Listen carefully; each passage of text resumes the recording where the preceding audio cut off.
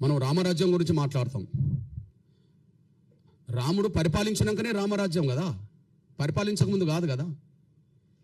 రాముడు ఒక రాజుగా, మనం నమ్ముకున్న వాళ్ళకు విశ్వాసం దేవుడు. ఆయన భౌతికంగా వ్యక్తిగా జీవించాడు కాబట్టి ఒక రాజు, క్షత్రియ కులం, క్షత్రియ వంశం. రాముడు ఏ వంశం? క్షత్రియ వంశం, అంతే కదా. రాముడు ఏ వంశం? క్షత్రియ వంశం. ఓకే, నేనంటున్నా జై శ్రీరామ్ అని అందరం అంటాం అనుకో. రాముడి గొప్ప లక్షణాలు ఆయన పరిపాలన ద్వారా తెలిసినాయి కదా ఎక్కువ. రామరాజ్యం అని ఎందుకు అంటున్నాం? రాముడికి తమ్ముడు ఉన్నాడు, భరతుడు. రాముడి కంటే ముందు పరిపాలించండు కదా. రాముడు అయోధ్యకు వచ్చినప్పుడు తండ్రి మాటకు, సవతి తల్లి మాటకు, పినతల్లి మాటకు కట్టుబడి ఉండి రాముడు అడవికి వచ్చాడు కదా, సీతను, శ్రీమతి గారిని పట్టుకొని, తమ్ముడిని పట్టుకొని. అప్పుడు ఎవరు పరిపాలించిండ్రు? ఎవరు పరిపాలించరు కదా.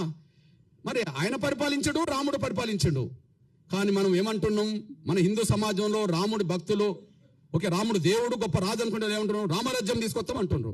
రామరాజ్యం గొప్పదే కదా. ఆ రామరాజ్యం గొప్పదని ఎట్లా తెలిసింది? రాముడు పరిపాలిస్తేనే తెలిసింది కదా. మరి రాముడు అయోధ్య నుండి వస్తే, అడవి నుండి వచ్చినాకనే పరిపాలించండు కదా. అడవికి వెళ్ళక ముందు రాజు కాదు కదా. అడవికి వెళ్ళక ముందు రాజు కాదు కదా. అడవికి వెళ్ళి వచ్చినాకనే రాజు కదా. మరి అడవికి వెళ్ళి అడవి నుంచి మళ్ళీ ఉట్టికనే వచ్చాడా? యుద్ధం చేయలేదా? యుద్ధం జరిగిందా లేదా? రామారావణ యుద్ధం జరిగిందా లేదా? ఆ యుద్ధంలో గెలిస్తే కదా రాముడు రాజు అయింది. మళ్ళా ఆ యుద్ధంలో గెలిస్తే కదా అయోధ్యకి వెళ్ళింది. గెలిచినాక కదా అయోధ్యకి వెళ్ళింది. అయోధ్యకి వెళ్ళినాక కదా మళ్ళీ రాజుగా పట్టాభిషేకం చేసింది. గెలవకపోతే ఓకే గెలిచిండు. గెలవడానికి యుద్ధం జరిగింది కదా. ఆ యుద్ధం ఎక్కడ జరిగింది? అడవిలో జరిగింది కదా. ప్రధానంగా శ్రీలంకకు దక్షిణాది మధ్యనే జరిగింది కదా. మరి ఆయన సైన్యం ఎవరా? రాముడు సైన్యం ఎవరు? రాముడు సైన్యం ఎవరు? వానరులే కదా. వానరులు అంటే ఎవరు? అడవి బిడ్డలు కదా. అడవి బిడ్డలు అంటే ఎవరు? ఆదివాసులు కదా. ఆదివాసులు అంటే ఎస్టీలు కదా. అడవిలోనే యుద్ధం జరిగింది కదా. రాముడి సైన్యం 99% ఎవరు? రాముడికి తోడొచ్చిన లక్ష్మణుడు ఉన్నాడు సోదరుడిగా. కానీ రాముడికి అండగా నిలబడ్డది ఎవరిగా? సుగ్రీవుడు కదా. అడవి గిరిజన రాజే కదా. ఆంజనేయుడు కదా. సైన్యానికి నాయకత్వం వహించింది, యుద్ధం చేసిండు కదా. సైన్యానికి నాయకత్వం వహించింది ఎవరు? యుద్ధం చేసింది ఎవరు? ఆంజనేయుడు కదా యుద్ధం చేసింది. ఆంజనేయుడు ఎవరు? మరి ఆదివాసి కదా. సుగ్రీవుడు ఎవరు? ఆదివాసే కదా. రాముణ్ణి గెలిపియడానికి యుద్ధంలో ప్రధాన పాత్ర పోషించింది ఎవరు? వానర సైన్యం కదా. ఆ వానర సైన్యాన్ని గైడ్ చేసింది ఎవరు? జాంబవంతుడు కదా. ఆ వానర సైన్యాన్ని గైడ్ చేసింది ఎవరు? జాంబవంతుడు కదా. ఇది ఎక్కడి నుండి తీసుకున్నాం? ఇదంతా వాల్మీకి రామాయణమే కదా. ఇది ఎక్కడి నుండి తీసుకున్నాం? వాల్మీకి రామాయణం నుండి తీసుకున్నాం కదా. ఇప్పుడు మన సైన్యాన్ని, దేశ ప్రభుత్వాన్ని గైడ్ చేస్తున్నది ఎవరు చెప్పు? దేశంలో ఒక పెద్ద ఆయన అజిత్ దోవల్, అంతేనా? సైన్యాన్ని, ప్రభుత్వాన్ని గైడ్ చేసేది ఎవరు? అనుభవస్తుడు అజిత్ దోవల్. అజిత్ దోవల్ లాంటి పాత్ర రావణుడి యుద్ధ కాలంలో జాంబవంతుడు చేసిండని చరిత్ర ఉన్నది కదా. రావణ యుద్ధంలో ఆంజనేయుడికి తన శక్తి తెలియదని తెలుసు కదా. తన శక్తిని గుర్తు చేసింది ఎవరు? జాంబవంతుడు కదా. నువ్వు దాటగలవు, నువ్వు సముద్రాన్ని ఈదగలవు, దాటగలవు, నువ్వు వాయుపుత్రుడివి కదా.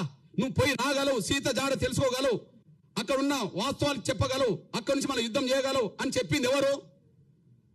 ఆంజనేయుడికి తన శక్తి స్వరూపుడని గైడ్ చేసింది ఎవరు? చైతన్యపరిచింది ఎవరు? ప్రోత్సహించింది ఎవరు? జాంబవంతుడు కదా.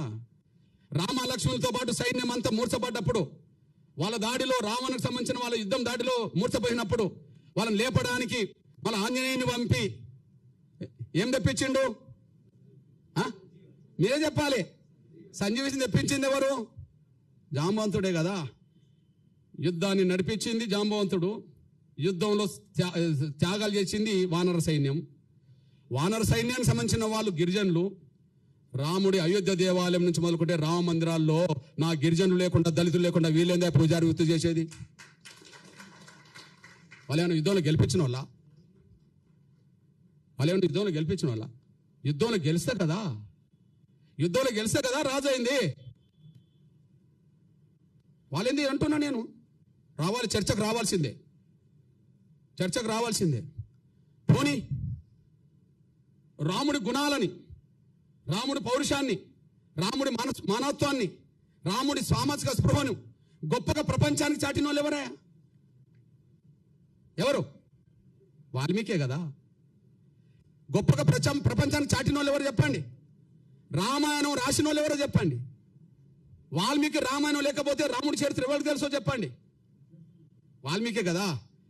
వాల్మీకిని మన తెలంగాణలో పోయే కదా, బీసీనే కదా, అక్కడక్కడ ఎస్టీలో ఉన్నారు కదా. పోనీ బీసీ సమాజం అనుకుందాం. నేనంటున్నా, రాముడి గురించి ప్రపంచానికి గెలవక ముందే అందరు తెలిసేలాగా చేసింది వాల్మీకి అయితే, నా బీసీ ప్రజలకు సంబంధించిన వాళ్ళు ఎందుకు పూజారులు ఉండరు రామ మందిరాల్లో? రాముడు యుద్ధం చేసే సమయానికి సీత జాడ కనుక్కోనేలాగా ప్రోత్సహించింది, తెలుసుకున్నది, వీళ్ళని కాపాడే ప్రయత్నం చేసింది మన జాంబవంతుడు కదా, దళితుడు కదా, మాదిగల ఆరాధ్య పురుషుడు కదా. ఈ దళితులకు లేని పూజారి వాళ్ళకెట్లా వచ్చింది? యుద్ధంలో గెలిపించింది మేము కదా, మా ఆదివాసులు కదా. రాముడు గురించి దేశానికి ప్రపంచానికి తెలిపేటట్టు చేసింది మా వాల్మీకి కదా. వాల్మీకిని బ్రాహ్మణులను ఒప్పుకోమనండి, జాంబవంతుడు మావాడని ఒప్పుకోమనండి, ఆంజనేయుడు మావాడని ఒప్పుకోమనండి. వాళ్ళు ఒప్పుకోరు కదా. వాళ్ళు ఎవరు మరి? ఆంజనేయ వారసత్వం వానరులు అవుతాను గిరిజనులు, జాంబవంతుడు అయితే దళితుడు మాదిగా, వాల్మీకి పోయా. మరి మాకు లేని స్వేచ్ఛ రామ మందిరాల్లో, మాకు లేని హక్కు రామ మందిరాల్లో, మేము పూజారులు కానప్పుడు యుద్ధం చేయడానికి మాత్రం మేము ఉపయోగపడాలా? సావు బతుకులు ఉన్న వాళ్ళని కాపాడడానికి ఉపయోగపడాలా? యుద్ధంలో గెలిపించడానికి ఉపయోగపడాలా? చరిత్ర రాయడానికి ఉపయోగపడాలా? కానీ రామ మందిరాల్లో పూజలు చేయడానికి ఉపయోగపడమా మేము? మా దళితుల్లో, గిరిజనుల్లో, బలహీన వర్గాల్లో ఐఏఎస్ ఆఫీసర్లు అవుతాను కదా. ఈ దేశ రాష్ట్ర కేంద్ర ప్రభుత్వ సర్వీసులో ప్రధానంగా బ్యూరోక్రాట్స్ అంటే ఎవరంటారు? ఐఏఎస్ఏ కదా. మరి దళిత గిరిజన వర్గాలకు చదువుకుంటే ఐఏఎస్లు అవుతాను కదా, పూజారులు గారా అంటున్నా నేను. అందువల్ల మీకు విజ్ఞప్తి చేస్తున్నా, రామ అవతారమే తర్వాత కృష్ణ అవతారంగా మారింది. రాముడు కృష్ణుడు వేరు కాదు కదా. రాముడి కాలంలో రాముడు, కృష్ణుడి కాలంలో కృష్ణుడు. కానీ రాముడే చెప్తాడు కదా, నేను మరో జన్మలో కృష్ణుడికి వస్తాడని చెప్పి. మన నమ్మకం మన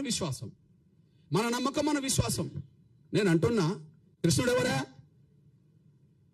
కృష్ణుడు మా యాదవ, మా బీసీ బిడ్డే కదా. వరుసకు మాకు బావవుతాడు కాదని చెప్పానండి.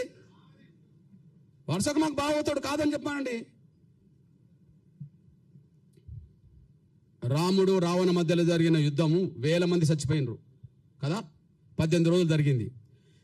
కానీ మా ఆది జాంబవుడును కృష్ణుడి మధ్యలో ఒక గృహంలో జరిగిన యుద్ధం 28 రోజులు జరిగింది. ఏ యుద్ధం ఎక్కడ పెద్దది? ఇద్దరి మధ్యలో జరిగింది. ఎవరు ఓడలే, ఎవరు గెలవలే.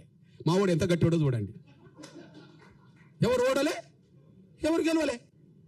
లాస్ట్కు మావాడు అనుకుంటాడు జాంబవుడు, అరే నీ అమ్మ, ఈ దేశంలో, ఈ ప్రపంచంలో నన్ను ఓడించేటోళ్ళు ఎవరై ఉంటారంటే, ఓహో రాముడి కాలంలో నేను అడిగాను, రాముడితో యుద్ధం చేస్తాను అన్నప్పుడు, ఇంత మనం చేసుకున్నాం కదా రాముడి యుద్ధం, నీకు ఈ జన్మలో వద్దు కానీ నీకు వచ్చే జన్మలో కృష్ణుడు ఏర్పడితే అప్పుడు నీకు ఏదో రకంగా యుద్ధం చేద్దాంలే అని అంటే, ఇంతకాలం నాతో యుద్ధం చేస్తున్నాడు అంటే ఆయన రాముడే అని చెప్పి, నువ్వు దేవుడి అవతార పురుషుడు కాబట్టి నాతో ఇంత యుద్ధం చేసావు అని చెప్పి మళ్ళీ కాంప్రమైజ్ అయ్యి, మళ్ళీ రాముడు ఆ కృష్ణుడికే కదా మా జాంబవతిని మా అక్కనిచ్చింది.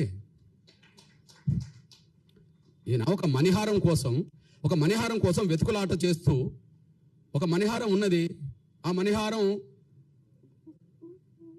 ఒక అతను మెడకేసుకొని వస్తుంటే సింహం తింటది. జాంబవంతుడు ఆ సింహాన్ని తీసి చంపి ఇది తీసుకొచ్చుకుంటాడు, బిడ్డకు దగ్గర ఆడుకుంటుంటది ఆ వస్తువు.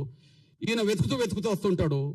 వెతుకుతూ జాంబవంతుడు కనిపిస్తాడు. జాంబవంతుడు కృష్ణుడి మధ్యలో యుద్ధం జరుగుతుంది. 28 రోజులు జరుగుతుంది. గుహలో జరుగుతుంది. యుద్ధంలో ఎవరు ఓడింది లేదు, గెలవలేదు. కాకపోతే మా జాంబవంతుడు అనుకుంటాడు, ఈ ప్రపంచంలోనే నాతో యుద్ధం చేసే వాళ్ళు ఎవరు లేరు, ఎవరైనా చేస్తుంటే దేవుడి రూపమే నా దగ్గరకు వస్తారు కాబట్టి, నేను గత జన్మలో నేను రాముడిని అడిగాను, కృష్ణుడికి వస్తాను కాబట్టి కృష్ణుడు ఏంటంటే నేనే అని చెప్పి ఆయన చెప్పుకుంటాడు.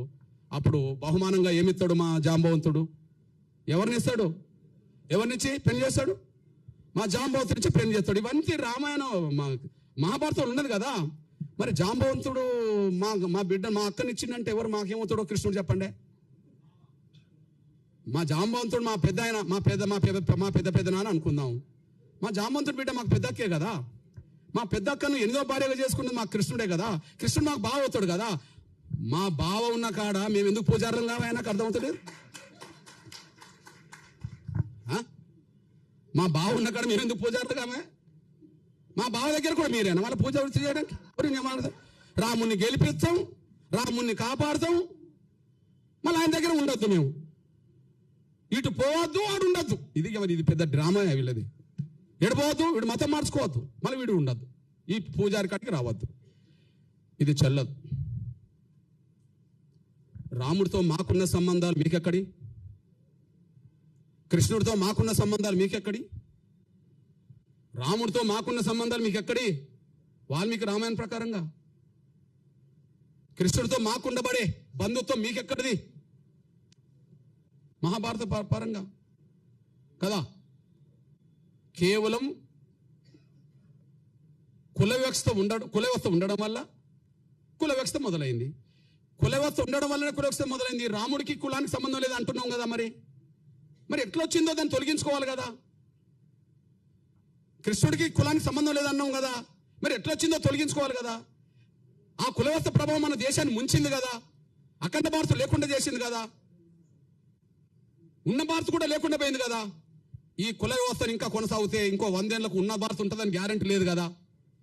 ఇది చెప్తున్నా నాయన, అది ఆలోచించుకోండి. మరి నిజం.